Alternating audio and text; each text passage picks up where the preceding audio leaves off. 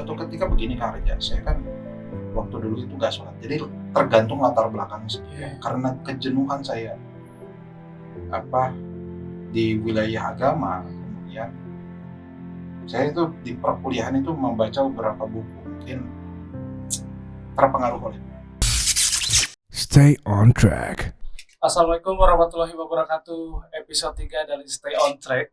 Sekarang episode ketiga ini kedatangan Ustadz Fauzal Iksan. Assalamualaikum Ustadz. Waalaikumsalam. Kata-katanya Pak Ustadz ya, saya kan biasanya pakai bahasa Indonesia Pak Ustadz ya. Tapi karena aku lihat Instagram Pak Ustadz sering pakai bahasa Sunda. Abi nyobian. Kita campur-campur ya Pak Ustadz ya. Campur lah. Campur ya biasa Pak Ustadz ya. Karena Abi teh sebenarnya kok bahasa Sunda teh teman-teman rencana sebenarnya jahiliyah unggul. Jadi Ustaz ada budawang ya. Ya, campur-campur ya Ustaz. Ya, datangkan Pak Ustaz Fauzal Iksan. Jadi Pak Ustaz ini dilihat sosial medianya banyak banget. Sebenarnya bahasan-bahasan Pak Ustaz itu lebih bahasan universal Pak Ustaz ya. Ya sebetulnya bahasannya bahasan universal, tapi karena saya dulu diajarin sama Bapak rahimahullah almarhum, itu diajarin bahasa Sunda Kang Reja dari kecil. Itu saya salah satu di antara anak muda yang pada waktu itu ada di lingkungan teman-teman saya yang fokusnya membaca bacaan-bacaan bahasa Sunda. Oh, ada buku-buku gitu? Banyak banget. Oh gitu. Jadi saya mulai baca buku bahasa Sunda itu dari umur, saya lupa lagi, pokoknya kelas 4 atau 5 SD ada salah satu buku yang sangat luar biasa keren. Apa tuh?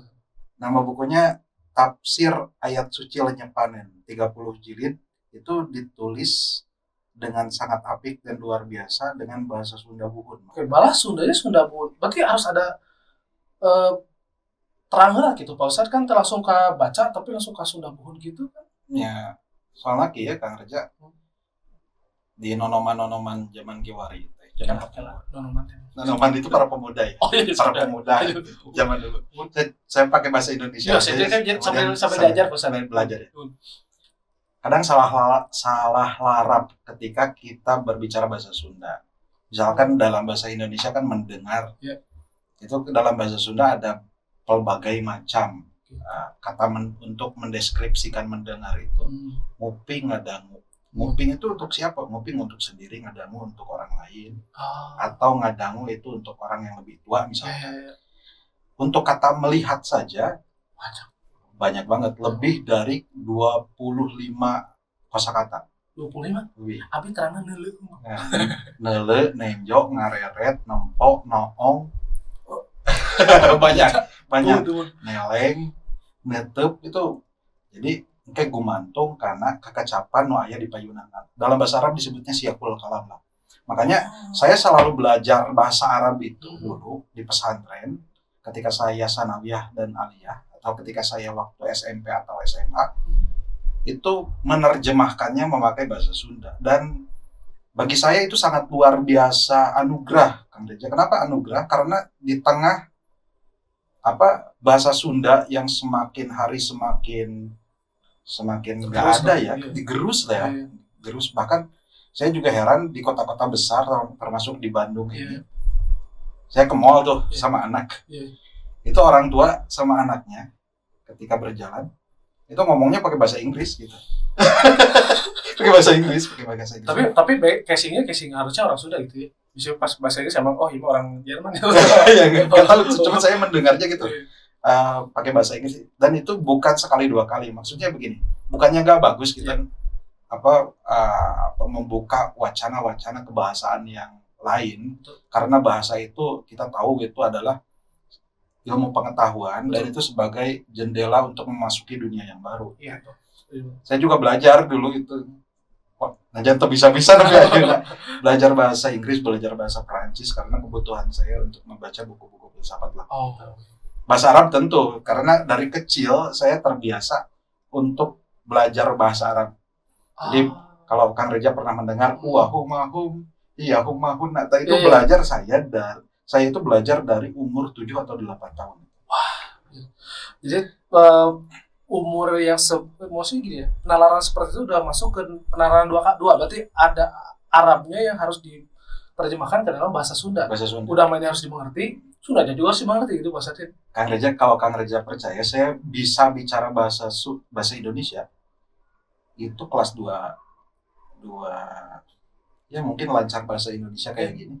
Itu kelas 2 SMA. Oh malah Indonesianya justru. Oh gitu. Saya mengerti, saya bisa baca bahasa Indonesia, mengerti. Cuman ketika ngelarapkan karena pembicaraan itu agak sulit sih. Makanya bahasa Indonesia tuh aya bahasa Jaksel. Apa itu bahasa Jaksel itu kayak gimana? Bahasa Jaksel ya ada yang dicampur yang sama dicampur yang ada alright. Itu udah Masya Allah. Iya, tapi janganlah kita karena gini Pak Ustadz, malah bule-bule yang datang sekarang itu mereka malah membudayakan bahasa Sunda ini lebih pengen masif daripada orang Sundanya sendiri gitu. Yang sedikit malu pakai bahasa itu. Gitu. Dan pas aku baca, aku dengar juga kajian-kajian dari Pak Ustadz Rizal, pakai bahasa Sunda. Ya harus aku nalarin dikit lagi nih. Jadi udah nalarin si ceramahnya, aku harus coba untuk terjemahin juga Sundanya gitu Pak Ustadz. Sedangkan waktu kecil buku yang aku baca cuman anak-anakan bahasa Sunda. Itu aja ngenerap-nerap kayak menel, anak gajah. Itu juga banyak banget. Saya itu sampai hari ini juga belajar kan kerja bahasa Sunda. Maksudnya terlepas dari bacaan saya sehari-hari yang bahasa Arab gitu, karena kebutuhan saya sebagai pengajar pesantren, di sisi yang lain saya juga terus belajar mengupgrade diri untuk bisa memahami bahasa Sunda. Ternyata bahasa Sunda itu sangat luar biasa. Bagi saya bahasa Arab misalkan begini kan, dalam bahasa Arab itu untuk menunjukkan kepada satu makna itu bisa memakai beberapa kata. Disebutnya mutarodif. Muradif itu apa? Muradif itu maknanya satu tapi penyebutannya banyak. Misalkan untuk menyebut sapi, bahasa Arab itu bisa menggunakan kata saurun atau bakorun. Bedanya apa Pak? Aku cuma ya bakorun doang. Secara umum sama, tapi ada pendalaman makna yang nanti berbeda, itu tingkatannya tingkat lebih upgrade lagi. Berarti kalau Arab tuh lebih ke tafsir, kalau kita kan lebih ke Sunda tuh makna penggunaan kan. Kalau di Arab justru malah tafsir. Sama aja. Jadi saya lebih nyaman menerjemahkan bahasa Arab kitab-kitab klasik itu memakai bahasa Sunda karena bagi saya bahasa Sunda itu kabengharan kekecapana sangat luar biasa. Oh iya ya, kayak contoh gini misal Nabi Muhammad apakah melihatnya itu seperti apa? Apakah dengan tadi menenjong, mengerling, kayak gitu ya, banyak banget ya Pak Ustadz ya. Oh iya. Untuk saya di majelis pengajian misalkan karya untuk menerjemahkan dauhan Allah kepada Nabi SAW, saya tidak berani untuk menyebutkan anjen misalkan prak baca iku anjen, ikro itu ayat pertama yang turun kepada Nabi Muhammad SAW adalah ikro, 5 ayat pertama ya. Surat Al-Alaq. Ikro itu artinya bacalah olehmu. Dalam bahasa Indonesia kan gitu. Iya. Dalam bahasa Sunda ada pelbagai macam kita menerjemahkan. Prak baca ku anjen. Prak awas ku hidap. Prak baca ku hidap. Prak baca ku salira. Prak baca ku maneh. Prak awas ku cilaing. Nah, yang cocok menerjemahkannya apa nanti? Iya. Makanya pernah nikah juga. Ya karena kan kalau misalnya ku anjen itu Tuhan apakah memuliakan nabinya? Ya. Masa dengan prak baca ku sia kan nggak mungkin. Nggak mungkin. Nggak itu saya mungkin ke saya juga kayak gitu. Ibu saya misalnya. Tapi kan nggak mungkin seperti itu. Jadi ada penalaran Tuhan tuh menganggap nabinya seperti apa gitu kalau dalam bahasa Sunda. Seperti Iqra, saya menerjemahkan Iqra itu ayat pertama yang turun kepada Nabi Muhammad SAW. Dalam bahasa Sunda saya menerjemahkannya prak bacaku hidap. Hidap itu penyebutan Anda tapi kepada orang yang dekat, kepada makhluk yang dekat. Rasulullah dalam bahasa Sunda disebutnya degis dekat. Rasulullah itu makhluk yang dekat dengan Allah. Bahkan disebut khairul bariyah. Khairul bariyah itu artinya adalah makhluk yang paling keren, makhluk yang paling baik. Kalau menyebut anjen biasanya ilaharna tahu nggak? Ilaharnya itu biasanya kepada orang yang agak jauh. Salira nggak akan mungkin. Kenapa? Penyebutan salira untuk menerjemahkan kata Anda itu biasanya digunakan dari orang yang lebih bawah, maksudnya umurnya lebih muda kepada orang yang umurnya lebih tua, atau orang yang jabatannya di bawah kepada orang yang jabatannya di atas. Ya tentu saja gak akan mungkin Allah kemudian menyebut salira kepada dan karena ada penderajatan di situ ya maksudnya. Ada penderajatan. Nah itulah yang unik dalam bahasa Sunda. Saya itu selalu suka ketika membaca bahasa Sunda. Sekarang lagi ngahanca. Apa itu ngahanca? Hanca itu bukan buku Pak. Dihanca.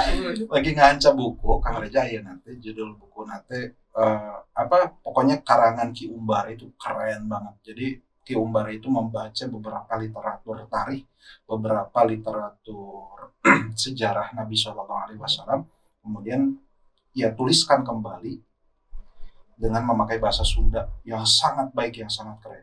Wah itu lebih susah Ustaz. Karena tadi diajar dengan masalah ikro bacaku hidup itu kan ternyata yang cocok dengan kata itu adalah hidup kan gitu ya. Maksudnya orang-orang yang dekat tuh harusnya ngomongnya hidup. Biasanya kalau misalkan orang tua berbicara kepada anak, hidup nyebut nate. Aku sama istri aja dekat nyebutnya mani. Nah inilah terjadi pengikisan. Sehingga begini, kata sia dan aing itu dipakai di orang Jakarta kan sehari ini. Oh iya. Lumayan agak pakai. Orang-orang kalau kita misalkan main ke Jakarta biasanya aing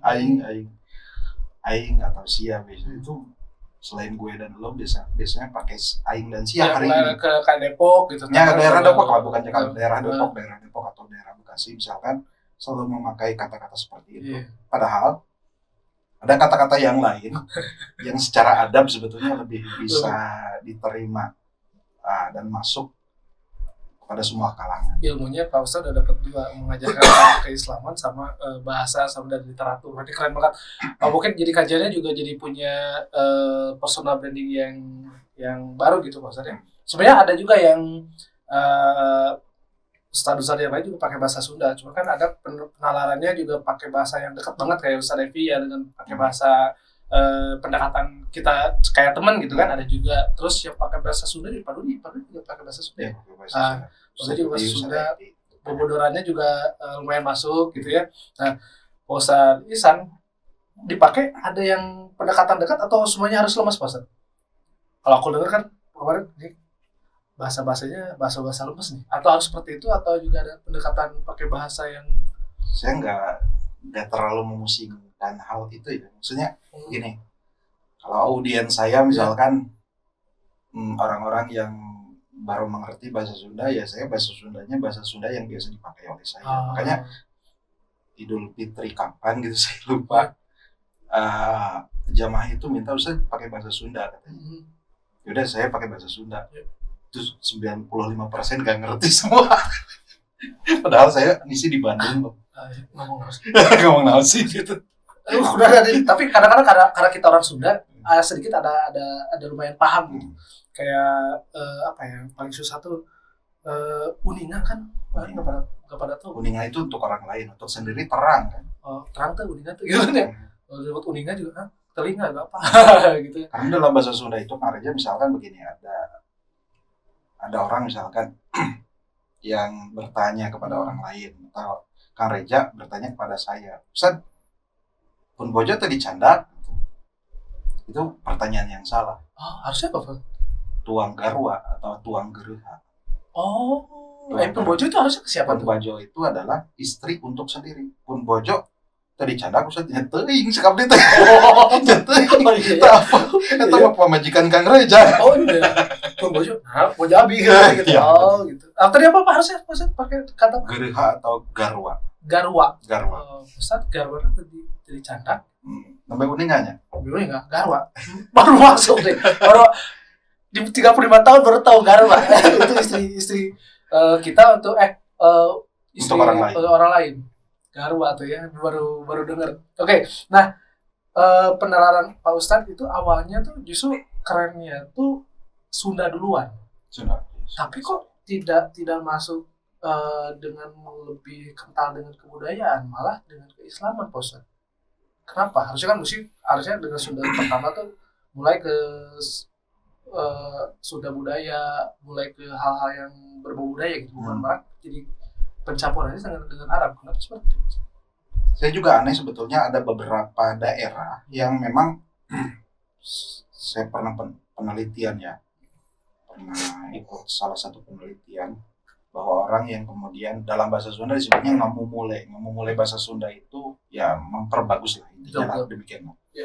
Kemudian beberapa daerah atau wewengkon itu daerah yang ada di misalnya di Kesundaan, daerah di Jawa Barat itu ngamumule bahasa Sundana biasanya ilaharnya itu memakai kabudayaannya masing-masing. Makanya misalkan ada yang memakai tarawangsa, kemudian ya banyaklah kebudayaan. Minimal berbaju lah. Enggak, saya itu enggak demikian karena apa? Karena yang dilatih oleh pun Bapak rahimahullah, Bapak itu mengajarkan kepada saya harus baik berbahasa. Urusan pakaian, urusan style, kita mengikuti zaman sebetulnya.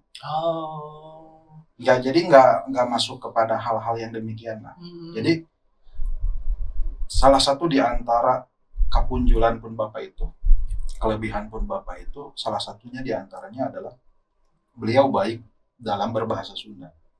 Jadi saya sangat mengambil ibroh dari beliau. Gitu.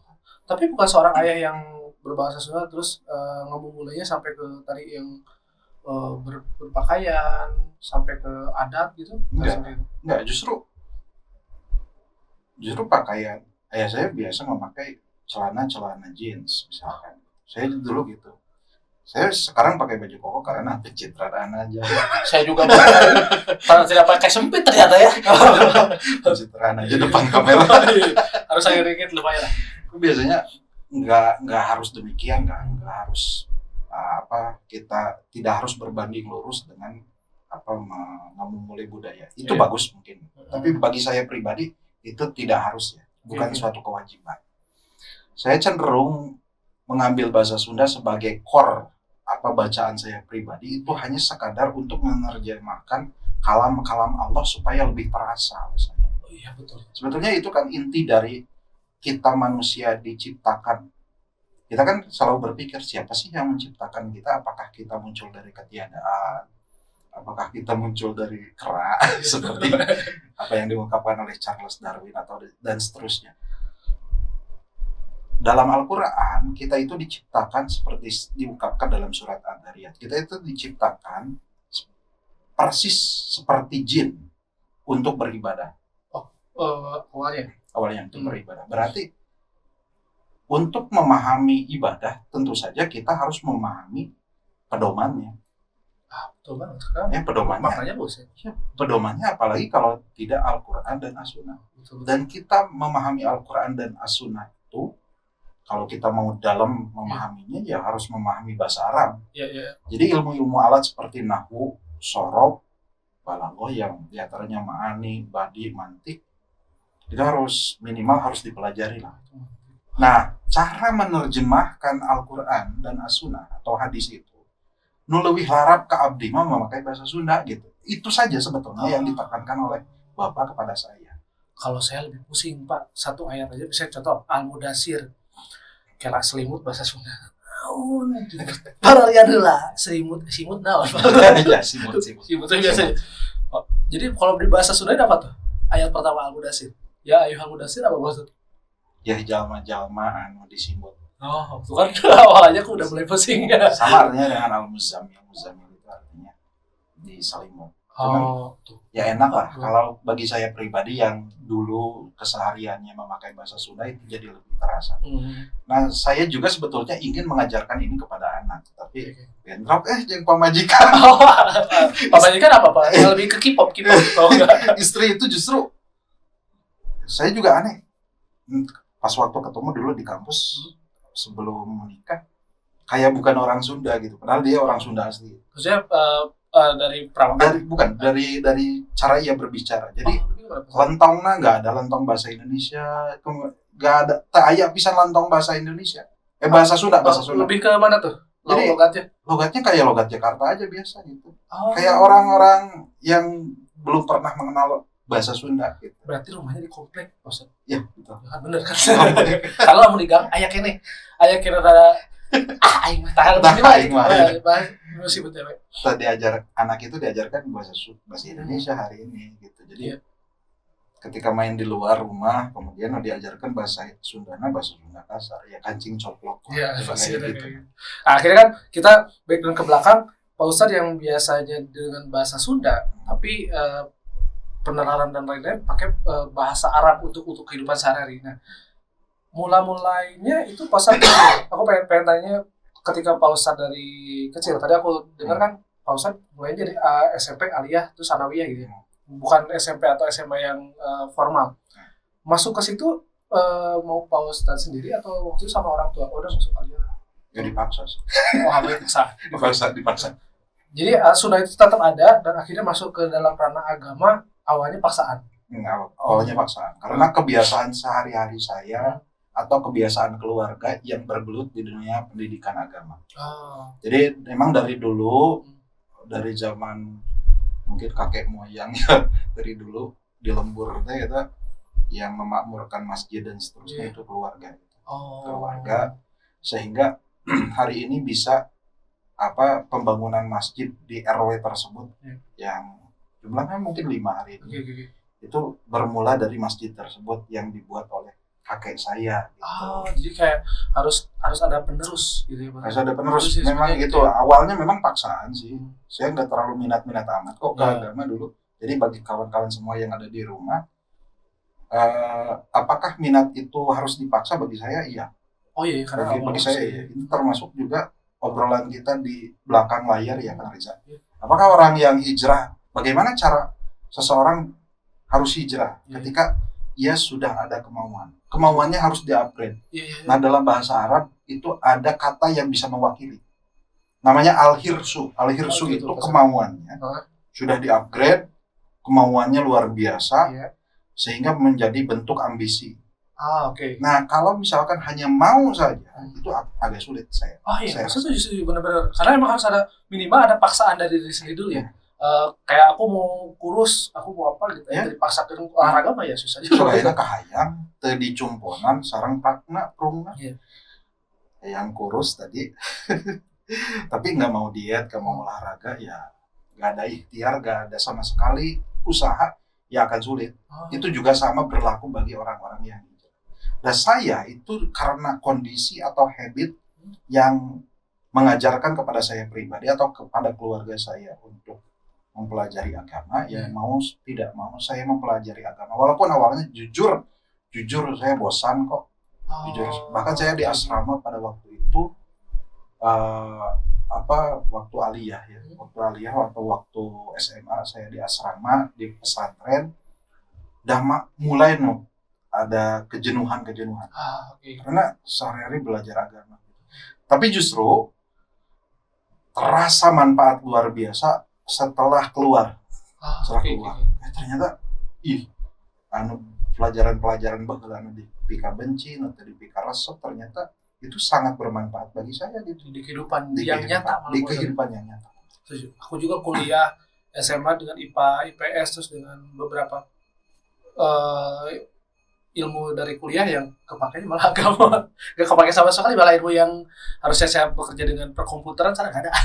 Saya dulu programmer harusnya, tapi karena gak kepake di dunia media akhirnya pakainya ini. Bahkan agama yang harusnya dapat saya dari ayah kecil banget malah kepake buat saya. Setuju banget. Berarti ada kebanyakan anak-anak yang orang tuanya kayak gini, nantilah soknya anak dibebasin dulu agama mah, nanti dia suruh nyari sendiri gitu juga. Menurut Ustaz gimana tuh? Bagi saya di dunia parenting itu saya kurang setuju. Walaupun ada beberapa saya udah baca beberapa jurnal tentang itu bahwa pendidikan seperti yang ada di Finlandia, misalnya negara Finlandia yang membebaskan anak untuk bisa memilih sesuai dengan karakteristik, sesuai dengan kemauan, sesuai dengan minat dan bakatnya, itu memang bagus. Tapi gini, kondisi di kita itu berbeda. Kita punya cita-cita bahwa ada generasi emas tahun 2045 ketika Itu kan anak mudanya hari ini sangat luar biasa ya banyaknya. Berbeda dengan di Jepang kan. Udah mau habis. Jepang habis kan. Jadi diprediksi 2045 Jepang habis. Nah, kita itu kalau tidak ditekankan karakteristiknya dari awal, itu akan sulit. Misalkan begini. Maaf ini pakai bahasa Arab boleh? Boleh. Nah, coba saya sambil belajar Pak Ustaz. Rasulullah itu pernah bersabda begini, Kak Reza. Muru auladakum bisolati. Perintahkanlah anak-anakmu itu untuk sholat. Umurnya kapan? Ketika umurnya sab'un sinin, umurnya 7 tahun. Harus diperintahkan untuk sholat.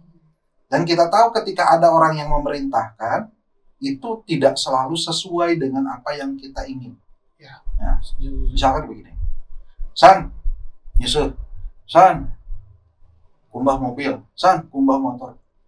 Tidak selalu sesuai dengan apa yang kita ingin. Makanya saya selalu mengamini apa yang diucapkan oleh Tan Malaka. Kata Tan Malaka begini, terbentur. Harus dipaksakan memang. Harus dipaksakan terlebih dahulu. Cuma, hari ini mungkin ada caranya. Tidak selalu, zaman kita kan pendidikan VOC ya. Lumayan. Udah dicarekan, dicepret, kemudian kadang-kadang ada tabu-tabuan yang masuk juga ya. Nggak boleh ini, tapi bikin atau menang di lawang patuh kan ada yang mulai mikir karar itu kan. Pendidikan arane kan. Iya. Itu cina sangu dahar cina mana teh san cina bisi cara ini. Ayeuna mikiran cara ini. Gitu. Nah, tadi ada kata-kata yang dibuat banget seorang ustad yang Sunda banget. Pengajian juga ngeri banget Pak Ustad. Tadi bilang Tan Malaka. Maksudnya Pak Ustad belajar juga malah seorang Tan Malaka. Hanya baca-baca aja. Oh, tadi kan soalnya kalau udah kesebut Pak Ustad. Hanya baca-baca aja. Ya, memang pernah baca walaupun nggak masuk semuanya. Madilog gitu pernah baca dimulai dari ya dikit-dikit tahu lah apa logika mistika itu apa. Itu kan sebetulnya agama itu juga demikian sebetulnya. Jadi kalau kita berbicara agama, agama itu sosialis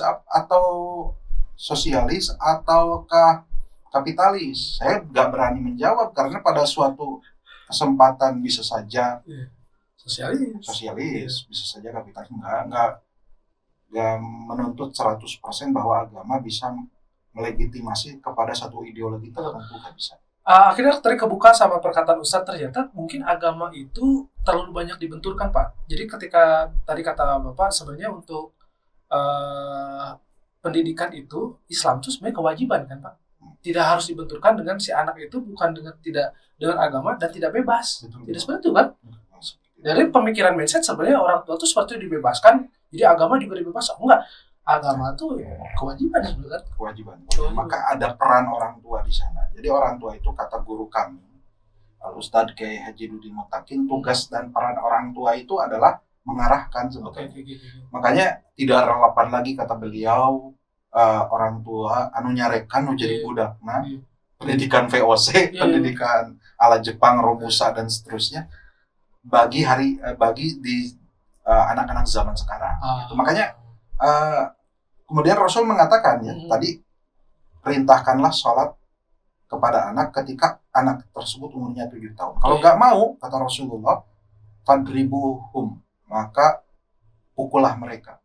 Tapi pukulnya jangan dimengerti di tunggulan pakai balok awi, balok kasti. Enggak demikian. Para ulama kemudian menyebutkan itu dorbun ghairu mubarrihin. Dorbun ghairu mubarrihin itu pukulan yang tidak menyakitkan. Jadi nggeureukeun gitu lah. Nggeureukeun kan bahasanya teu make bahasa anu nyelekit kana ati kurang kali.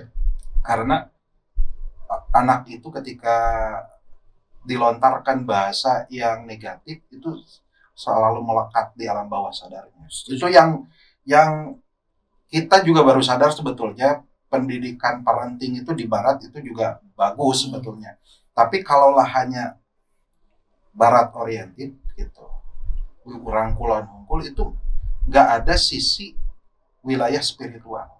Oke, setuju banget. Jadi akhirnya si Islam ini pendidikan agamanya itu adalah bekal. Mungkin gitu ya, jadi bekalnya tetap harus ada, jadi apapun bebas. Yang penting ada bekalnya, tetap Islamnya harus tetap ada gitu ya. Iya betul. Banyak dibenturin besar sekarang. orang-orang kayak gitu tuh. Jadi agama itu adalah kanan dan kiri tuh harus seperti itu. Padahal kalau kita Islam ya itu adalah pendidikan dasar gitu ya mungkin maksudnya. Oke, setuju. Nah, tadi ngobrol lagi masalah Pak Ustadz untuk yang tadi dipaksa akhirnya Pak Ustadz udah selesai. Aku dengar juga ada titik jenuh ya.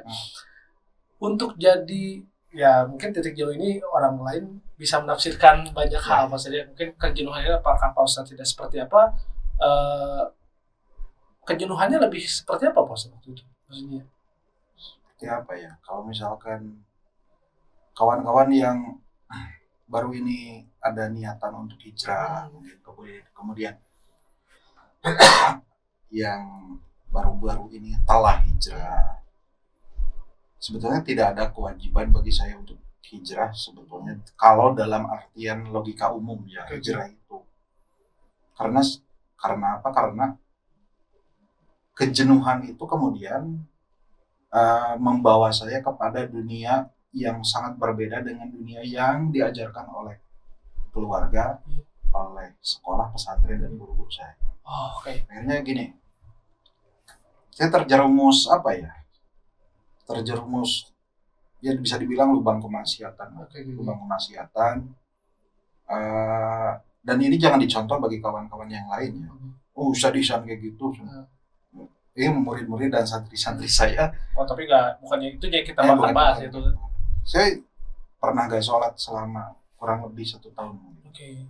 Padahal saya dididik di dunia yang sangat agamis. Nah, justru bolnya kan jangan ada kejenuhan. Malah tidak sama sekali itu orang-orang banyak. Maksudnya kan kalau Pak Ustadz mungkin ada sisinya kejenuhan, tapi ada yang tidak sama sekali nih Pak Ustadz ya. Belum ada bekal untuk balik laginya itu seperti apa Pak Ustadz? Maksudnya balik lagi ketika ini tahu ternyata ini tuh keperluan bukan untuk jadi kayak kewajiban seperti apa gitu. Cara baliknya lagi sebenarnya begini. Ketika ada suplai pengetahuan itu bisa kita terima penerimaannya oleh apa? Kalau hanya sekedar kognitif saja, orang-orang seperti saya itu sudah dari dulu kok, dari anak kecil. Jadi itu mungkin saja itu hanya suplai pengetahuan kognitif yang tidak sampai kepada hati. Jadi penerimaannya bukan oleh hati. Saya tahu teori ini, saya tahu usul fikihnya ini, saya tahu qaidahnya seperti ini.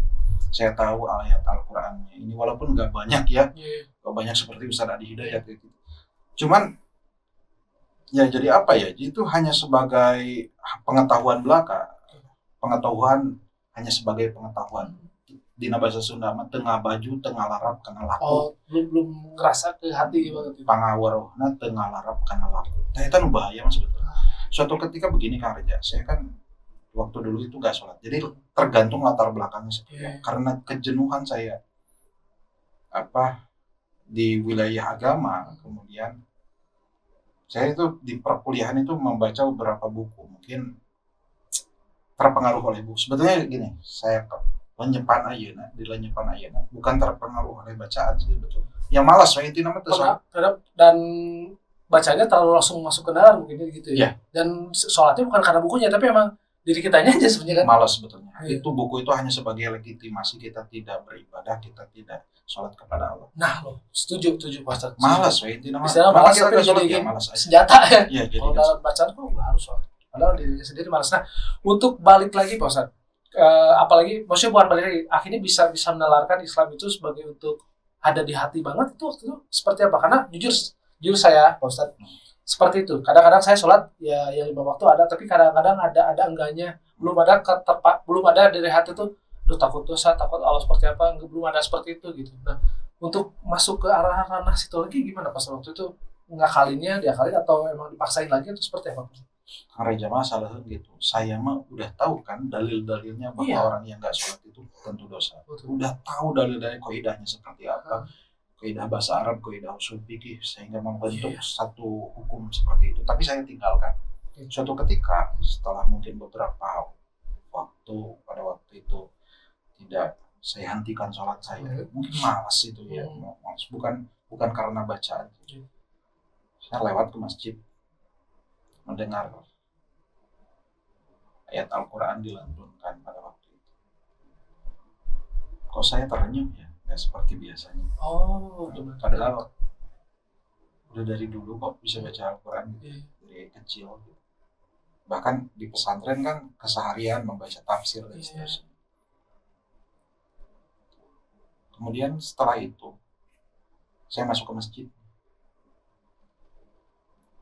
semakin saya nangis pada waktu itu. Ingat nggak aturan ayatnya apa maksudnya? Saya lupa lagi. Cuman saya tahu artinya ketika ada yang membaca Iya. Al-Quran, otomatis saya tahu artinya. Oke. Oh, saya sadar dari sana bahwa pengetahuan itu bukan hanya sekadar pengetahuan. Konsum itu bahaya banget. Jadi orang yang sangat berbahaya itu diantaranya adalah menjadikan pengetahuan hanya sebagai pengetahuan saja. Setuju. Hanya sebagai pengetahuan. Itu sangat bahaya. Makanya Rasulullah itu selalu berdoa, aku itu berlindung dari ilmu yang tidak bermanfaat. Allahumma inni a'udzubika min ilmin la yanfa'. Dari ilmu yang tidak bermanfaat. Ilmu yang tidak bermanfaat itu pengetahuan yang sebagai pengetahuan. Iya. Misalkan begini, Kang Reza tahu bahwasanya misalkan lari 5 km itu akan mengurangi berapa ya? Misalkan berapa kalori untuk pola hidup sehat lah. Iya. Tapi itu hanya dikonsumsi sebagai pengetahuan. Kira-kira usaha sehatnya kalaksana mau? Nggak akan mungkin. Tak itu tak. Iya ya. Hanya Sebatas tahu kalau lari 5 km bakal kurus, tapi kalau nggak ngelakuin atau nggak diterjemahkan di dunia nyata juga nggak akan itu ya. Salah satunya agama juga seperti itu. Agama juga seperti itu. Berarti jika dia yang benar, Iya. kita punya cita-cita, udah baca teori apa, planning nadinya. Tapi besok sore udah murah. Iya. Kira-kira laksana mual Nggak akan mungkin. Ustaz. Setuju. Ini mulai nyentuh ke hati. Jadi ternyata agama itu jangankan untuk orang yang tahu dasarnya saja dan semuanya udah tahu aja, kalau tidak benar-benar dilakuin tuh ke dalam hati, Ustaz, nggak akan ngaruh ke kehidupan itu ya, Ustaz ya. Nah, setelah masuk ke sholat, yang dirasain Pak Ustaz apa itu? Pas ada pemaknaan yang sangat jauh berbeda dengan sholat saya sebelumnya. Oh, iya. Pemaknaannya berbeda. Makanya karena saya punya basic bahasa Arab, maksudnya punya minimal belajar lah.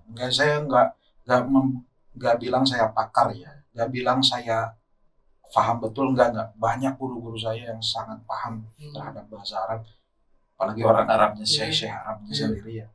Tapi minimal saya pernah belajar. Saya jadi memaknai sholat saya. Misalkan ketika saya sholat itu dimulai dari ucapan apa? Mungkin kalau aku dari Allah Akbar. Ya Allah. Allahu Akbar artinya Allah Maha Besar. Allah Maha Besar. Ketika Allah Maha Besar, berarti kita itu kecil. Betul Pak. Kalau kita kecil, ngapain kita sombong di dunia? Salah satu bentuk kesombongan itu adalah menjadikan pengetahuan yang sebagai pengetahuan. Makanya ada salah satu influencer gini kan, orang miskin itu katanya orang yang arogan. Saya agak setuju. Soalnya apa? Soalnya dikasih tahu cara-cara untuk menjadi kaya, cara-cara untuk mendapatkan penghasilan, tapi ia tidak melakukan. Iya. Dia tidak melakukannya. Nah, orang-orang yang kemudian hanya mengonsumsi pengetahuan hanya sebagai pengetahuan itu adalah orang-orang yang arogan. Siapa bukti sejarah yang bisa membuktikan hal tersebut? Iblis. Jadi makhluk pertama yang hanya menjadikan pengetahuan sebagai pengetahuan itu iblis. Kalau kita baca Al-Baqarah ya, ayat 30-an ketika manusia pertama diciptakan, namanya Adam alaihissalam, kemudian iblis mengatakan, kenapa wahai Tuhan engkau menciptakan manusia menciptakan makhluk yang makhluk tersebut harus jadikan subjek sujud bagi yang lain. Jadi Allah itu memerintahkan kepada para malaikat, usjudu li Adam, sujudlah kalian kepada Adam. Yang menolak itu iblis. Kenapa? Iblis itu kalau kita baca tafsir di antaranya tafsir At-Tabari dan tafsir Ibnu Katsir dikatakan karena atqahum wa a'lamahum, makhluk yang paling takwa dan paling berpengetahuan pada waktu itu iblis. Jadi orang yang pintar itu tidak menjamin akhlak dan adabnya juga keren, enggak. Itu yang korupsi. Nah, cerdas gitu. Sebenarnya dia tahap korupsinya itu udah cerdas ya, udah tahu celahnya itu termasuk cerdas, masuk ke dunianya itu aja udah cerdas, cara masuk ke lingkungannya itu udah cerdas sebenarnya. Betul sekali pasti. Agak sedikit kepecut ya karena salah satu aku ketika down Ustaz, ayat yang paling aku renyuh untuk mencoba untuk memulai agama itu malah yang alam nasr lakasor, ketika di bawah aku kayak dipukulin banyak hal, hanya ayat itu yang jadi bermakna banget. Kalau enggak karena ayat itu udah balun sih ya, misalnya aku tuh akhirnya bisa memaknakan satu ayat itu aja udah mulai agak bergetar di hati. Apalagi yang tadi kalau kita bisa maknanya hanya sekedar Allahu Akbar itu juga maknanya udah oke.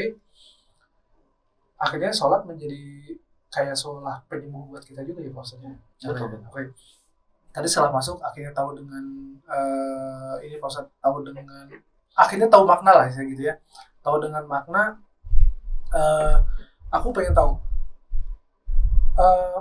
Pak Ustadz ini ulang lagi pemahamannya tentang agama atau ada bahasan yang baru lagi yang Pak Ustadz belajar gitu Pak Ustadz. Jadi kan contoh gini, kalau misalnya kan aku mah yang nggak tahu apa-apa, tapi kan Pak Ustadz udah tahu semuanya. Ketika lah masuk kembali itu apa Pak Ustadz belajar kembali atau ada penerapan, akhirnya hanya penerapan duniawi aja? Sebetulnya begini, saya nggak tahu semuanya ya kan, itu perlu disclaimer. Saatnya ini jadi peran guru dan peran orang tua terhadap keberhasilan saya sampai saat ini. Walaupun banyak orang yang mengatakan ada si Isannya can berhasil, bagi saya ini suatu keberhasilan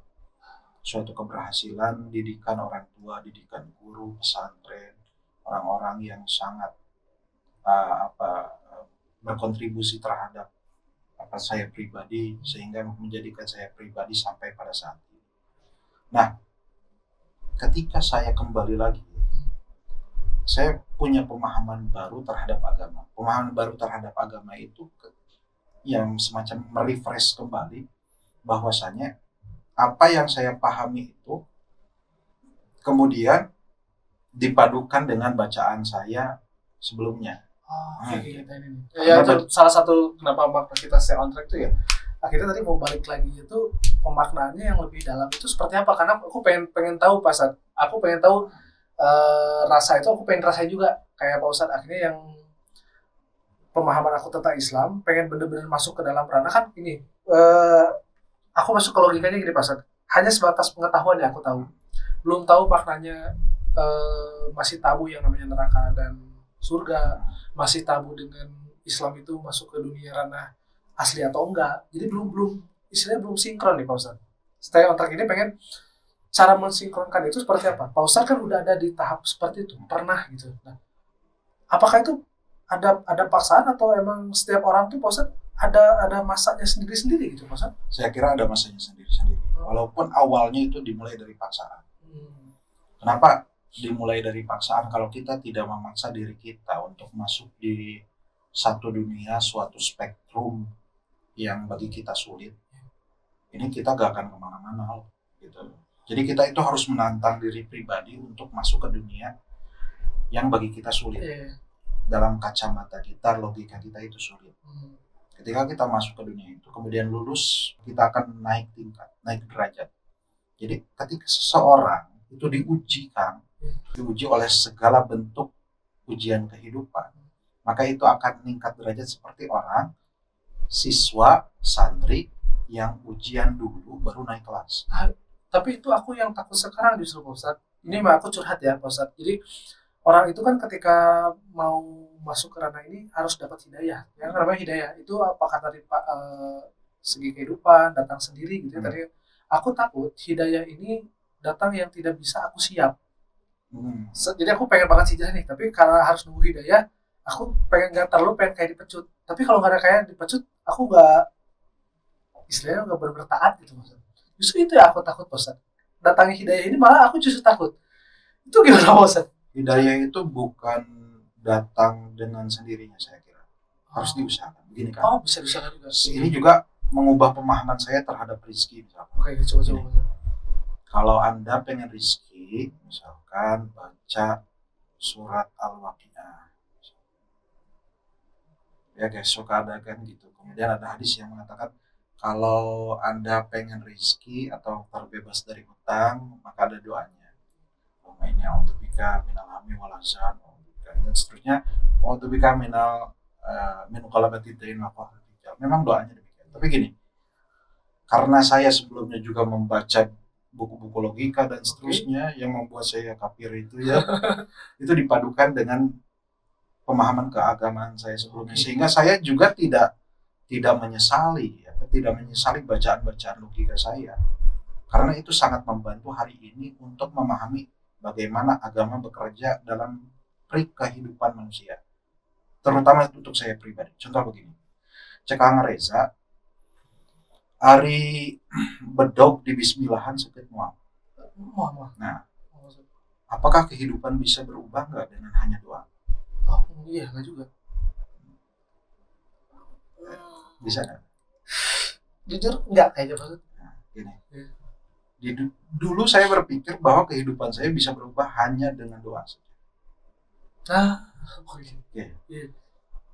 Kalau kehidupan saya terutama bab rezeki bisa berubah hanya dengan doa saja, berarti bedognya bisa sakit dengan saya ucara di bismillah. Makanya ada satu kisah menarik. Nabi Musa alaihissalam zaman Bani Israel dulu. Bani Israel itu terkenal adalah kalangan yang suka menentang kepada aturan Allah. Bani Israel itu yang turunannya hari ini masih ngajar dog di situ. Ya. Bani Israel itu terkenal orang kalangan yang sangat menentang kepada aturan Allah. Suatu ketika sudah diberi kenikmatan nih, udah dibebaskan dari cengkraman Firaun itu orang Bani Israel itu. Kemudian udah diberi makanan dan minuman namanya mana dan salwa. Mana dan salwa itu satu bentuk makanan dan minuman. Makanannya itu adalah burung puyuh, anak puyuh. Kemudian minumannya adalah madu yang segar. Karena bosan nih, lanasbiro ala ta'amin wahidin, bosan. Kemudian ia meminta kepada Nabi Musa, wahai Musa, engkau berdoa kepada Tuhanmu. Kita itu pengen ya kacang adas, pengen bawang putih, bawang bodas. Itu padahal ada makanan yang lebih nikmat. Iya. Ya, pengen karedok lah intinya. Kacang adas ternyata karedok kan. Nah, Nabi Musa kemudian mengatakan begini, jawaban Nabi Musa. Engkau berdoa saja, enggak gitu. Tapi kata Nabi Musa alaihissalam, ihbitu misran fa inna ma lakum mas'altum atau au ma fi ma'nahu.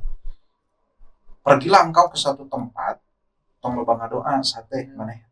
Ini ka hiji tempat, naon nu dipenta ku ngaraneh teh aya di dieu. Artinya kita harus juga mengusahakan diri kita untuk mengikhtiarkan atau mengusahakan apa yang kita inginkan. Jadi bab rezeki itu ternyata iya Allah memberikan. Kepada siapapun Allah memberikan. Orang yang tidak meminta pun kepada Allah, Allah berikan. Coba bayangkan Kang Reza, orang terkaya hari ini namanya Elon Musk. Katanya itu per Februari itu 2025 6.400 triliun. Kalau Kang Reza punya uang 100 juta satu bulannya, kemudian Kang Reza ditabung tiap bulan, hayang akur jeung harta Elon Musk yang 6.400 tahun itu saya pernah hitung jumlahnya atau tenggat waktunya adalah 7,3 juta tahun. harus hidup seperti itu. Ya. Biar nyaman. Kita menabung tiap bulan 100 juta untuk sampai ke harta Elon Musk hari ini yang 6.400 tahun. Mungkin valuasinya hari ini per nanti Agustus kan? Juli. Oh, udah rumah. Masih Juli pas. Per Juli ya. Mungkin valuasi uangnya udah semakin banyak. Itu yang 6.400 triliun. Untuk sama dengan hitungan tersebut, maka Kang Reza harus menabung selama 7,3 juta tahun lamanya. Gitu. Sampai untuk sehari nabung segitu aja susah. Kau mau paling susah. Betul kan? Elon Musk minta nanti ke Allah. Iraha ngaduaan. Iraha sholat. Ada orang yang terkaya juga namanya Korun di dalam Al-Quran. Korun itu latanahu bil usbati ulil quwwah. Bahwa kunci pintunya saja itu dibawa dalam tafsir oleh 40 orang ajudan.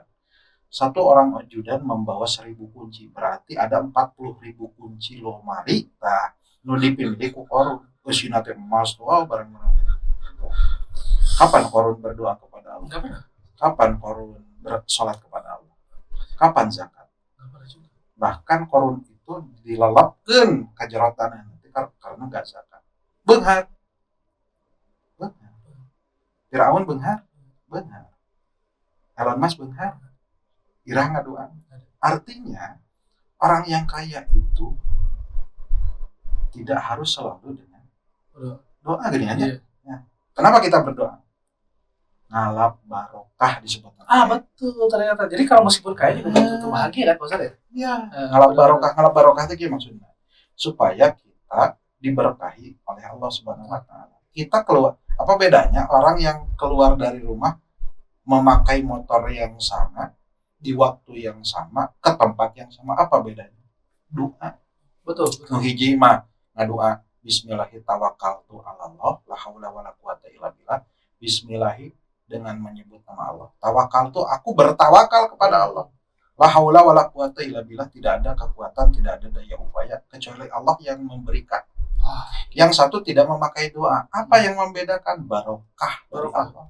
Makanya doa itu mencari barokah. Dan barokah ini Pak Ustaz pemaknaannya ternyata luas. Jadi ada satu makanan yang emang gini Pak Ustaz, kalau di Sunda mah makan yang sambal yang tahu yang cengkeh sambelan nikmatnya luar biasa kan. Ada mungkin Elon Musk bisa makan apapun tapi tidak pernah nyobaan kita rasa senangnya makan seperti itu mungkin Ustaz ya.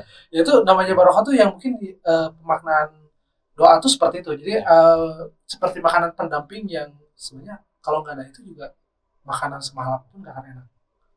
Gitu ya doa. Nah, tadi balik lagi ke ketika tadi antara logika Pak Ustaz dengan pemaknaan Islam dan logika ini Pak Ustaz coba satukan. Karena kan banyak banget apalagi dunia sekarang dengan tontonan-tontonan sekarang pengen berlogika banget dan coba untuk agama pun disikirkan, malah orang tuanya juga gitu, masa gak hanya anaknya, jadi yang seperti malah orang tua juga, justah, tiba-tiba mana esok gerak-geraknya mas bagian Islam kayak mereka menang hidayah atau dan lain, malah orang tuanya seperti itu, apalagi orang tua milenial di atas kita dan baby boomer mungkin ya, seperti itu. Biar ini jadi pemahaman buat aku anak 3. Cara untuk memulainya seperti apa Pak Ustaz? Apakah tadi harus masukin anak-anak ke aliyah, sarawiyah dan lain-lain atau harus seperti itu atau seperti apa? Paksaan yang benarnya gitu kan tadi kata Pak Ustaz harus dipaksa. Paksaan yang benarnya seperti apa? Sebenarnya paksaan yang dimaksud paksaan bahasa saya itu adalah paksaan dalam artian orang tua harus mengarahkan sih. Orang tua harus mengarahkan sehingga walaupun itu tidak terbiasa bagi anak. Kemudian karena dibiasakan oleh kita itu menjadi terbiasa, makanya terbentur jadi terbentuk seseorang. Nah, ada masanya seorang anak itu akan jenuh memang, seperti saya kan itu jenuh kan, akan jenuh. Nah, fungsi kita sebagai orang tua kita mungkin orang tua milenial ya kan, orang tua milenial di tengah tuntutan zaman yang sangat jauh berbeda dengan di zaman kita ya, ngeri. Jadi kita itu misalkan begini, anak itu hari ini sebetulnya kalau kita berbicara tentang kebutuhan kognitif saja nggak perlu sekolah kok. Iya. Sangat nggak perlu sekolah. Scroll aja penerapan mereka lebih cepat. Pengetahuan dari AI itu jauh lebih sempurna daripada dari guru. Kalau hanya sekedar kognitif. Kenapa kita kemudian mengusahakan anak itu untuk dididik dengan baik, kemudian disekolahkan, kita pilih sekolahnya yang baik juga. Tapi tentu saja kita juga jangan menghilangkan pendidikan kita. Jadi tongki saya nggak setuju ya. Micen budak ka pasantren, micen budak ka asrama. Kayak lepas tanggung jawab gitu kan? Gitu. Benar. Sangat gak setuju saya. Sangat gak setuju. Apalagi itu dilakukan pada umur SD. Saya nggak setuju karena waktu umur SD itu pendidikan orang tua itu sangat berperan. Malah kedekatan dengan orang tua malah. Betul, sangat betul. Nah, kalau hanya kita mudah pendidikan kognitif otak saja, AI itu sudah lebih dari cukup. Iya. Apa yang dididik dari anak? Attitude, adab, akhlak. Kenapa akhlak? Karena kata Rasul, aku diutus itu bukan untuk mencerdaskan umat, bukan untuk mempintarkan umat, bukan. Liutami makarimal akhlak, untuk memperbaiki, untuk menyempurnakan akhlak manusia. Oke. Setuju banget. Karena banyak orang tua yang kata tadi Kosan tuh egois. Maksudnya gini, orang mah nyolah ada bapak mah tuh sajago Islamna tuh bener lah sebenarnya mah di luar weh. Justru kelihatan orang tua kita adalah orang tua yang mungkin egois, bahkan harusnya kan bisa sama-sama belajar. Sama-sama belajar, harusnya demikian. Nah, paling tidak mungkin kata guru saya, ini saya juga setuju, paling tidak minimal ya tingkat SMP baru bisa asrama. Itu juga harus ada konsensual atau konsensus, ada kesepakatan antara anak dan ayah. Saya meminta kok kepada ayah dulu, Pak, abdi hoyong ke pesantren, ke asrama. Karena waktu dulu itu di MTS atau di SMP, saya pulang pergi di Dugda gitu. Iya. Pas waktu aliyah, pas saya minta di asrama di Soreang, namanya Cipugol. Coba tahu. Selalu itu ya. Saya meminta. Siapa takut Karena bawang heula kan. Tadi dicaturkeun teh ka akar.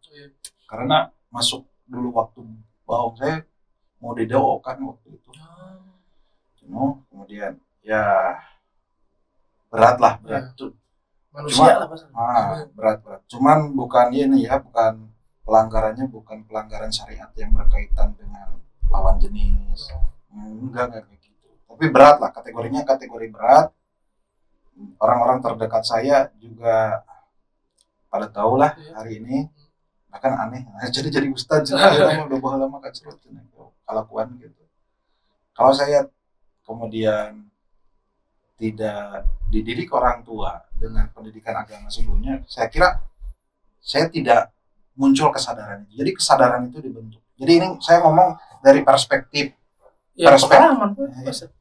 pengalaman, dan yang kedua ada teori yang mengatakan itu. Iya, betul. Karena gini, pas orang tua yang sekarang tuh nyuruh anaknya benar, dia malah nggak mau belajar. Maksudnya itu pecutan buat aku ya, pecutan buat aku sendiri, bukan orang tua yang lain. Jadi anak-anak, aku pengen belajar agama yang bagus, ya dimasukin ke pengajian yang ada di komplek, namanya bapak nasorangan, kayaknya masih kayaknya suka nongkrong yang gak benar. Anak tapi yang halus, tapi dirinya sendiri yang kepecut. Nggak bisa. Sulit. Dan agama tuh nggak ada kata terlambat ya, apalagi umur 35 ya sekarang jadi orang tua 35 sampai 45 sekarang anaknya pengen dipecut biar bagus dari sekarang, mulailah itu maksudnya ajakannya, maksudnya nggak ada kata terlambat gitu. Karena aku juga tadi minta ke Pak Ustadz, Pak, aku tuh pengen masuk kajian nih, gimana caranya, aku malu, terus harus kapan, terus WA-nya ke siapa, terus apakah masuk ditanya suruh baca Al-Quran atau enggak, karena takut masih karena kamu baca nggak bisa gitu. Saya juga karena saya juga pengajarnya dikit-dikit, walaupun background perkuliahan saya bukan pendidikan, tapi ya tahulah minimal mengetahui ini saya harus gini, ini harus gini. Ini sebagai motivasi ya ke gereja. Ada seorang Bani Israel, nanti diceritakan kisah ini oleh Rasul itu dalam Sahih Bukhari. Hadisnya Sahih Muslim. Dalam Sahih Muslim, kitab Sahih Muslim. Rasulullah itu pernah menceritakan ada seorang Bani Israel yang dia itu telah membunuh 99 orang. Sedangkan dosa orang yang pernah membunuh seorang itu seperti orang yang telah membunuh seluruh umat manusia. Satu aja udah Tuhan kayak gitu. Saking dosanya orang yang membunuh. Makanya saking dosanya orang yang membunuh, tiada lain untuk menghapus dosanya itu di zaman Rasul itu harus dengan kisos. Kisos itu dibunuh balik. Kisos itu al-anfu bil anfi, al-ain bil ain. Kalau kita mukul ke hidung, pukul balik, itulah kisos teh. Nah, singkat cerita, orang yang telah membunuh 99 orang itu, kemudian ia ingin tobat. Datanglah ia kepada ahli ibadah. Ahli ibadah, tapi dari karangan rahib Yahudi. Nah, Imam Muslim kemudian memberi judul pada bab ini, bab perbedaan ahli ilmu dan ahli ibadah. Hanya ahli ibadah, rahib. Kemudian ia ditanya oleh orang yang telah membunuh 99 orang. Wahai rahib, apakah saya bisa bertaubat? Saya telah membunuh 99 orang. Orang tersebut kemudian menjawab, rahib tersebut, ya ajangan dulu mana. Orang tersebut menjawab, lah, gak ada pintu tobat sama sekali. Da kagok muridnya fakam malabihi mi'atan kagok bebolokot ku dosa wae cenah tanda sawe. Si alim Orang tersebut kemudian di kill. 100 Jadi 100 fakam malabihi mi'atan. Iya. Kemudian dijejekeun jadi 100. Tapi kemauan tobatnya masih ada. Oke. Nah, kemauan tobatnya masih ada. Kemudian ia datang kepada ahli ilmu, ya, ajengan tapi ahli ilmu, Iya. ahli ilmu. Maksud ahli ilmu itu bukan artinya nggak beribadah, enggak, tapi dia wawasannya sangat luar biasa, kemudian ia larapkeun wawasan teh karena kahirupanana. Itu. Kemudian ia menjawab, teks Arabnya begini, waman yahulu bainahu wa baina taubah. Ketika ditanya, apakah saya masih bisa bertaubat ketika saya sudah membunuh 100 orang, bahkan rahim terakhir, ajengan terakhir ditanya itu dibunuh oleh saya. Jawabannya, waman yahulu bainahu wa baina taubah. Siapa yang bisa memisahkan antara makhluk manusia yang mau bertaubat dengan Allah yang maha menerima taubat? Siapa yang bisa memisahkan? Siapa yang bisa memonopoli? Ustadz bisa monopoli taubat? Pendeta, rahim, ajengan gak akan bisa semuanya. Tapi ada syaratnya. Apa tuh syaratnya? Nah, syaratnya kata ulama tersebut, engkau itu harus pindah dari satu tempat, dari tempat yang penuh tempat kenistaan kepada tempat ini tempat banyak ahli ibadah, kebaikan. Ini menandakan, saya berasumsi, bukan asumsi, ini juga didukung oleh teori. Kesadaran itu dibangun juga dari lingkungan. Iya, betul.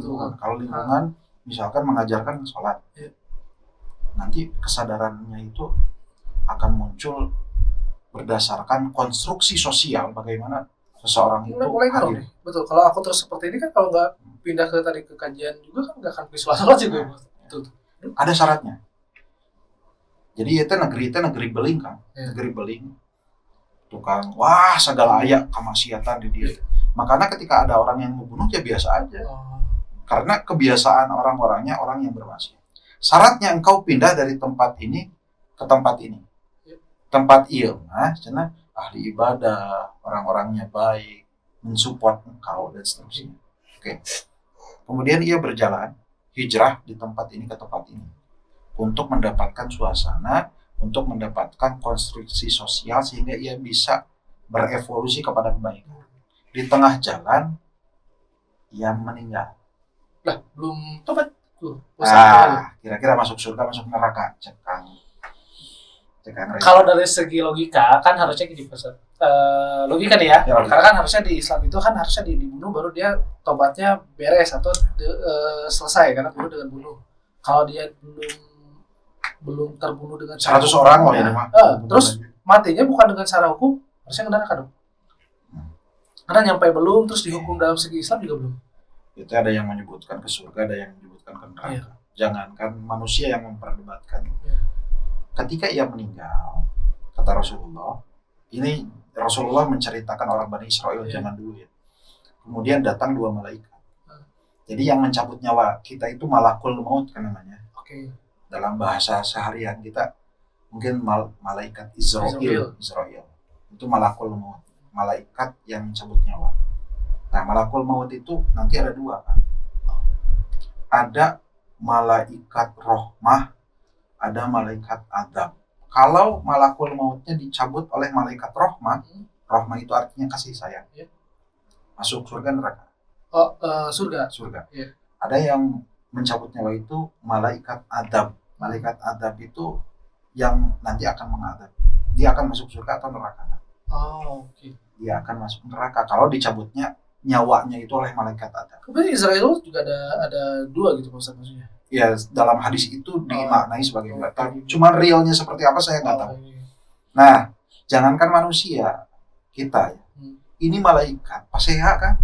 Fahtasomat bihi malaikatur rahmah wa malaikatul adab. Kata malaikat rahmah gini, dia itu datang dengan kebaikan, dengan hati yang tulus, pengen masuk surga, pengen berevolusi kepada kebaikan, ingin bertaubat. Maka yang mencabut nyawanya itu harus saya, kata malaikat rahmah. Berarti kalau dicabut nyawanya oleh malaikat rahmah, otomatis dia masuk surga. Kata malaikat adab gini, jangan ente yang mencabut nyawanya, ku saya. Kenapa? Karena innahu lam ya'mal khairan qattu. Dia itu tidak pernah melakukan kebaikan sedikit pun. Kan nggak Kapan? adil sampai 100 Ya nggak adil kan?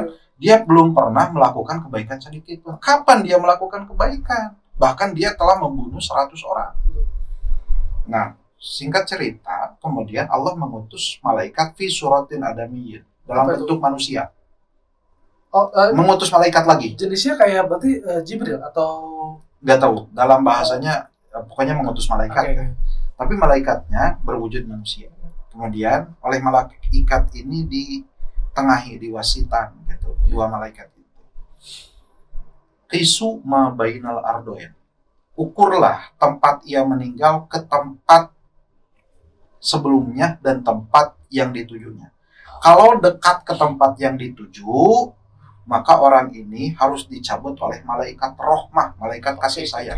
Berarti kalau dicabut oleh malaikat rahmah atau kasih sayang, dia masuk surga neraka kan? Kasih sayang, malaikatnya malaikat kasih Kalau sayang. yang lebih dekat, maksudnya lebih dekat ke tempatnya, harusnya kalau dari sisi itu harusnya yang masuk surga dong. Ya masuk surga, karena dicabutnya oleh malaikat Iya. rahmah. Karena Rahmah itu artinya hitungan jarak ya. Ya, malaikat rahmah itu malaikat yang punya kasih sayang. Oke. Dia pasti masuk surga. Kalaulah tempat meninggalnya ia itu lebih dekat ke tempat sebelumnya, tadi negeri beling, yang segala rupa, maka harus dicabut oleh malaikat adab, oleh malaikat yang suka mengadab. Kalau oleh malaikat adab dia masuk neraka kan? Iya. Ternyata ditakdirkan kan? Iya jalan teh, saya pernah mikir kehadiran saya tiga-tiga aja, geus nandasa mateni 100 urang. Wah, lebih dekat ke tempat yang dituju, maka dicabutnya oleh malaikat rahmah, malaikat kasih sayang, dan ia masuk surga. Orang yang belum pernah sekalipun melakukan kebaikan, tapi dengan hati yang tulus ia datang untuk mengubah sikap dan bertaubat. Belum melakukan. Jadi kayak Belum sama sekali. orang yang ingin taubat di perjalanan nih, ingin taubat, dia belum pernah sholat sekalipun, belum pernah zakat sekalipun, tapi dia mengaku Islam. Kemauannya dan ambisinya besar. Suatu ketika di jalan dia can nepi-nepi ka masjid dia mah. Can nepi-nepi acan ka ustad, can nepi-nepi acan ngaji. Nah, di tengah jalan ia ngantunkeun, insya Allah Allah akan menerima taubatnya, dia akan masuk surga. Aduh, Pak Ustadz merinding. Karena gini, Pak Ustadz, ternyata lingkungan, ya tadi yang Pak Ustadz ceritakan itu ternyata kadang-kadang Allah tuh udah nyiapin satu lingkupan yang benar, sudah lingkupan yang bagus, ada. Kalau kitanya juga masih di sini tapi pengen tobat gak maju-maju ke sana, dan tiba-tiba tadi ngepaliasi dan meninggal di keadaan yang seperti ini, itu kan ya malaikat yang ada yang bakal. Tapi kalau kita udah punya niat ke sana, misalnya udah mulai nanya-nanya nomor HP, Bagus. kalau ke saya gitu ya, udah mulai nanya, bosan HP-nya berapa, terus nanti aja Selasa aku mau datang dan aku mau apa, tapi ternyata di tengah-tengah hari, jadi berarti misalnya di tengah-tengah hari, biasanya kan seminggu ada 7 ya, dibikin ganjil. Kalau 4 hari aku udah mulai menuju ke sana, insya Allah masuk surga mungkin gitu maksudnya. Tapi kalau misalnya 4 hari tidak aku masih berkerumun dengan hal-hal yang tidak baik, malaikat yang tadi yang bakal nanti dihisab lah. Wah, kalau perilakunya setengah-setengah nanti akan dihisab. Setengah-setengah teh kieu. Saya ingin hijrah nih. Udah belajar mulai sholat. Ya. Saya malu nih nanyain ke Ustadz Ihsan. Udahlah, nonton YouTube aja lah. Cari, ada Ustadz Khalid Basalama, ada Ustadz Adi Hidayat, ada banyak lah. Misalkan Ustadz yang mengajarkan sholat. Itu saya udah belajar aja lah. Sore hari, kemudian ada orang yang ngajak nih. Ya punten-puntennya, ada orang yang ngajak. Kang Reza, yuk siap, sama tol. Mana? Nah, Kang Reza, gak akan mungkin kan Kang Reza ngomong gini. Saya udah hijrah, gue udah hijrah, gak mau lagi, gak akan mungkin kan. Itu karena kalau sekaligus juga saya rasa kalau sekaligus demikian itu gak jarang terjadi. Nah, ketika meninggal itu akan dihisab. Itu tadi gimana Mas? Dihisab itu dihitung amal pahalanya segimana, amal kebaikannya seperti apa, amal buruknya seperti apa. Kalau udah dihisab dan dihisabnya nukisha itu dipreteli sampai detail-detailnya, ya mohon maaf, itu akan dibersihin dulu oleh Allah Subhanahu wa taala sebelum masuk surga. Yang tadi kayak jarak Siratul Mustaqim tadi Mas. Maksudnya di perjalanan menuju ke alam masyarakat tadi. Dibersihin dulu. Diselain surga. Selain surga di mana? Neraka. Karena gini Pak tadi Pak. Aku lanjut dulu ya sebentar maksudnya. Karena gini, ini alhamdulillah Pak Ustadz, untuk mabok aku nggak bisa karena pernah mabok sekali waktu SMA. Sekali nyoba 2 teguk hampir mau meninggal Pak Ustadz. Jadi panas, nggak bisa lah, nggak masuk pokoknya. Sampai sekarang aku nggak mau, hanya sekali. Wanita pun nggak pernah sama sekali karena dengan istri dia itu aku cukup banget lah. Pokoknya sama istri mah di servisnya ngeri lah gitu ya. Nggak pernah lagi, nggak tertarik sama wanita. Yang paling tertarik adalah korupsi dan suap saya pasti.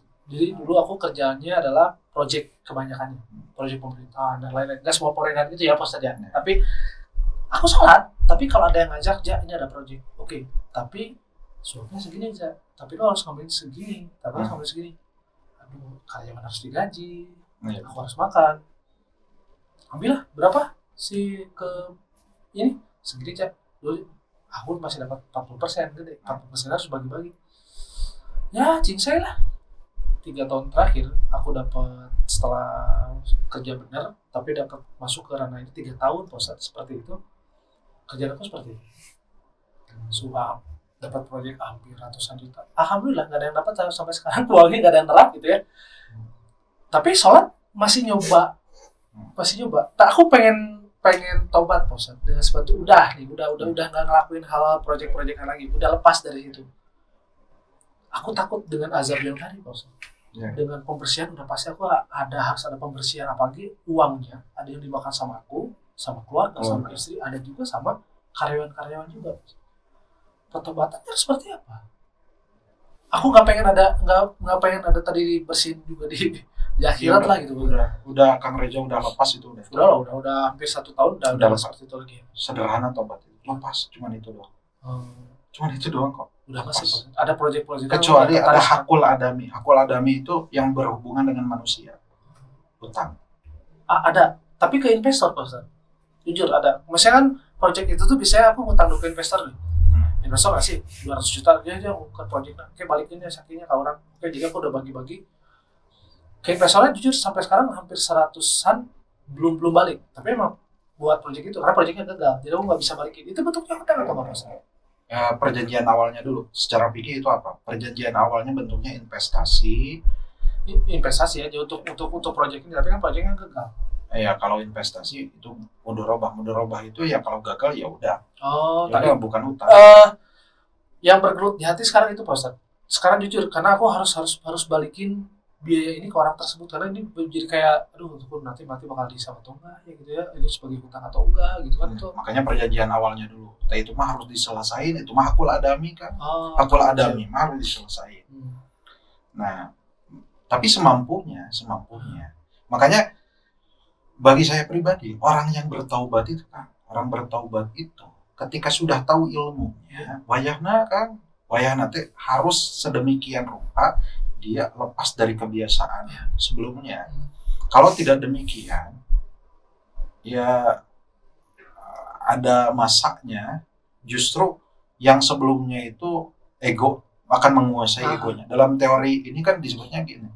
Dalam Sigmund Freud ya, maaf ya itu kawan-kawan. Sigmund Freud itu seorang psikoanalis.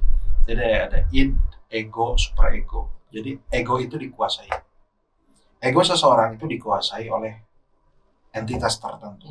Nah, misalkan ego seseorang nih mempeng dikuasai nanti ke arah taubat, namun masih tobat can kita can kali ya, mungkin nu ngawasaina bisa belah dia balik deh. Maka saya tidak heran kalau masih setengah-setengah seperti itu, kemudian akan kembali lagi kepada kebiasaan, akan kembali lagi kepada kebiasaan. Karena orang yang mau bertaubat, benar-benar taubat itu taba itu artinya kembali, roja, kembali lagi. Ketika kita kembali lagi kepada Allah, nah urang kudu ngajauhan deui atuh. Pan urang teh geus deket jeung nu nyiptakeun, nu mere rezeki, nu mere panon, nu mere renghap, punten sekalian yang memberikan kita kerja, memberikan kita apapun segala kebutuhan kita. Ketika kita sudah dekat dengan yang Maha Pencipta itu, kemudian kenapa kita harus jauh lagi dari Dia, Sang Maha Pencipta? Takut ya, justru Pak Ustadz, aku takut tuh itu bakal datang kembali. Contoh gini Pak Ustadz, kayaknya Ya. realita aslinya kan, aku tuh udah ngejauhi Pak Ustadz. Jangan seperti kajian aku mah lapar, baik, asal mau ngedeketin hal seperti itu. Ternyata kan Allah Menguji. enggak, justru malah ngasih dekatkan dengan Pak Haji Faisal ini, tiba-tiba harus dapat Masya Allah. podcast ini, dapat Pak Faisal ngasih investasi berupa dia punya konveksi kan, Reza mau barang apa aja silakan, Reza bisa jualan. Masya Allah. Nah seperti itu, tanpa harus bikin presentasi seperti itu. Dek, aku harus maaf, aku butuh 300 juta, aku dapat investasi bisa sampai 1,3 M dan uangnya hilang berapa? Tentunya bukan sama aku, tapi sama orang yang kenalin sama investor ini. Itu habis, semuanya habis, aset-aset semua terjual, aku nggak dapat apa-apa. Dan aku nggak pengen seperti itu lagi. Tapi ternyata Allah udah hadirkan ini gitu, Pak Ustaz. Nah, takutnya tiba-tiba diambil sama Allah. Karena aku terlalu cinta dengan hal seperti ini gitu, Pak Ustaz. Takutnya aku kembali lagi ke masa yang akhirnya berinvestasi lagi, aku utang-utangan lagi, proyek-proyek aku ambil. Ya kalau halal nggak apa-apa sih. Kalau hal masih dalam wilayah halal, nggak termasuk riba, suap gitu ya nggak apa-apa. Aman. Takutnya yang aku takut ini tuh diambil lagi sama Allah. Podcast ini tiba-tiba aku ada fitnah sama Pak Haji Faisal, dan tiba-tiba aku di cut dari sini, aku harus bentar langsung lagi. Itu yang aku takut di sini, Gitu. Nah ini juga berkaitan dengan kita memahami cara kita hidup, Iya. cara kita hidup. Makanya kita itu ketika hidup itu jangan terlalu cinta, jangan terlalu benci. Iya. Kita itu cinta itu ke Allah. Harus gitu ya. Harus gitu ya. Oke. Ya, ini Ada satu lagi mungkin bahasa di luar dari podcast karena ini udah 1 jam 15 menit. Bosan, makasih banget sudah menemani kita di Stay On Track. Bahkan Stay On Track ini sendiri udah dijelasin sama Pak Ustadz untuk kembali laginya seperti apa. Ternyata emang paksaan itu harus ada, ya kita. Tapi paksaannya yang Mengarahkan. mengarahkan. Karena hidayah itu mungkin akhirnya balik ke diri sendiri. Itu hidayah dari Allah langsung dijebredin, atau hidayah itu kita cari sendiri dan kita mulai berjalan tadi ya Pak Ustadz ya. Terus antara logika sama pemahaman Islam ternyata emang nggak harus dibenturin ya tadi ya Pak Ustadz ya. Jadi Islam itu sebenarnya adalah bekal, logika itu adalah arah pandang kita dunia ini harus seperti apa ternyata itu, tapi bekal pun harus seperti itu ya. Gitu Pak Ustadz ya. Keren banget sama Pak Ustadz Pak Ihsan, karena mungkin ada beberapa lagi harus aku tanyakan Pak Ustadz di luar dari ini. Tapi untuk yang nonton di sini semoga paham dengan apa yang udah kita kaji. Sebenarnya pengen bahas lagi ya. Ternyata Pak Ustadz juga nakama ya. Ternyata Pak Ustadz juga nakama, seorang pecinta One Piece juga, karena pas scroll kok ada tentang Kaido dan para Shichibukai ini. Bahas kata aku tuh dan dalam banget tuh dalam. Mungkin kita bakal bahas lagi kalau misalnya ada waktu lagi, kita akan podcast lagi ya Pak Ustadz ya. Nanti di episode ketiga mungkin bakal tayang di Juli minggu ketiga. Ditunggu aja, tapi teaser-teasernya bakal share. Sekali lagi Pak Ustadz, ada kata-kata terakhir nggak Pak Ustadz untuk yang nonton? Bagi kawan-kawan semua yang mau tobat, bertaubatlah semampunya. Apa modalnya? Modalnya kemauan dan ambisi. Sip. Jadi niat itu udah ada, tapi jalanin dong. Gitu, Jalan maksudnya. dong. Dan perlahan, nggak harus Bukan jebret. hanya niat kemauan, tapi sampai ambisi, ya semampunya, semampunya. Nah, Enggak, tapi- Allah nggak memberatkan kok. Siap. Astagfirullah. Oke, Pak Ustadz. Aku bakal ngobrol lagi di belakang. Oke. Instagramnya ada di bawah ini. @fauza_ihsan ya. Dakwah-dakwahnya keren juga, ada yang sampai diupload sejaman apa Ustaz ya? Dan berbahasa Sunda. Jadi sambil belajar bahasa Sunda juga sama Pak Ustaz Ihsan. Terus kalau misalnya ngotak-ngotak boleh DM aja ya. Gitu. Makasih banget Pak Ustaz. Siap, Ya. aja hatur nuhun pisannya. Oke, Iya, makasih biasa, banget silaturahmi. semuanya udah nonton. Jangan lupa subscribe di Stay On Track di Light Rakyat. Wassalamualaikum warahmatullahi wabarakatuh. Waalaikumsalam warahmatullahi wabarakatuh. Stay on track.